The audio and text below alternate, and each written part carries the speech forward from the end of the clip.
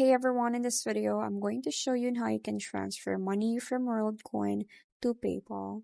So first, just have to open your World app, log in your account, and from here, just go ahead and click on the wallet section at the bottom. And from here, just go ahead and tap on the three dots. After that, just go ahead and select to withdraw at the very bottom. So in here, you will have a lot of options on where you can withdraw the money.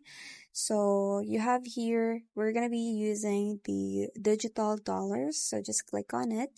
So since I don't have any funds in my Worldcoin application, I cannot select any of these. But if you have sufficient balance, then you can go ahead and select yours also. So just go ahead and do that and the screen will then pop up. So go ahead and tap on fiat account.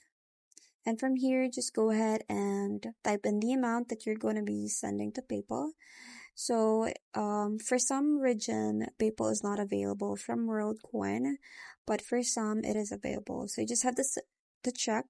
But if it's not available on yours, then just have to go ahead and withdraw the money to your bank account. And then from your bank account, you just have to you just have to send it to PayPal to be able for the money to reach to PayPal.